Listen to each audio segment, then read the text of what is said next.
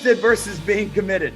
A little quote that I like: there's a difference between interest and commitment. When you're interested in doing something, you do it only when it's convenient. When you're committed to something, you accept no excuses, only results. The question you got to ask yourself is, are you interested or are you committed? Last night before your head hit the pillow, everybody typically has a plan that today's going to be great. Maybe, they tell themselves today's going to matter. You're going to make it matter. But what happens is you go to sleep with a game plan. You wake up this morning, all of a sudden, all those things that were important to you, all the things you told yourself you were going to do today, now all of a sudden, it's a thought in the back of your head. Sleep becomes more important than going to the gym. Television was more important than proactively setting up your week. What you got to understand, guys, is if wealth's important to you, if success is important to you, if accomplishing big goals, big dreams is important to you, you can't just be interested in being successful here. And the reason being is being interested is not 100%. And this business makes a terrible mistress. You got to give it that commitment. Sometimes we just got to renew our vows, guys. So what typically hurts us? Why do we struggle to stay committed to something? Well, a big part of it is just understanding life cycles. And what I'll tell you guys, and don't take this the wrong way, we all grew up and our parents told us how special we are. We're special in a lot of ways, but in other ways, we're no different than anybody else. And what I mean by that is you're not different because life gets in the way for everybody. What happens to everybody is you'll set yourself clear goals. You'll have the intention to accomplish big things. Maybe you wanted to get in shape. Maybe you wanted to practice a certain part of your presentation. Whatever it is that you want to grow at, things typically start off well.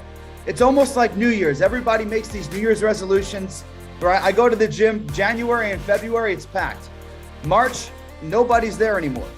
Right? What happens is people start off hot, they start going to the gym, and then they're getting a little bit of progress, and then boom, life gets in the way.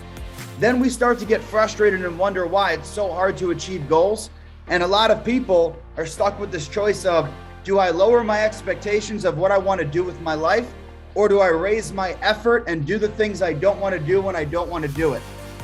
And it becomes a difficult choice, and a lot of people choose the wrong thing, not realizing that once you make that choice, it affects so many other areas of your life at the same time. So what you got to realize, guys, is once you make a goal for yourself, then you got to make that 100% commitment to going out there and getting that outcome. It's got to be 100% commitment or bust. And let me tell you what 100% commitment looks like. If you're committed to your goal, there are no excuses. There's no excuses. You just got to get it done. Which brings us to the next part. If you're 100% committed, you got to have discipline. Discipline is just part of your daily practice. It's not negotiable. 100% commitment is turning up every day despite obstacles and not feeling like, circumstances that come up are an excuse to not get the job done. You know you're interested and not committed when you wake up every morning fighting the voices in your head over whether to do it today or not. Or maybe I'll just start it tomorrow. You make excuses during the day to justify your lack of commitment to the goal. I don't have time. It's not my fault. Maybe it's the leads, right? Whatever, that's what we start doing. We justify why we're not getting the results we came here for. We make hesitant attempts to start, but easily give up. We still fight with the decision, even though we already made the decision to get it done. And lastly, you feel frustrated because you know what you should do, you just don't do it. That's the one that stings the most. Most of the time when we're not getting the results we came here for, it's not because we don't know what needs to be done. We know what we need to do. We're just not actively doing it. It's just about whatever your goals are. This business is a vehicle. It can get you from point A to point B. You guys have the choice of what you want to do with it. But if you don't have clear, concise goals, then it becomes very, very gray whenever you're trying to get results, because there's always going to be a tough day. And the further out your clarity is, the better your long-term perspective is in this business, the less pain you feel with short-term obstacles. It's a big reason why, they say on a bigger level, we tend to overestimate what we can accomplish in a year and underestimate what we can do in 10. Focus on what you can control.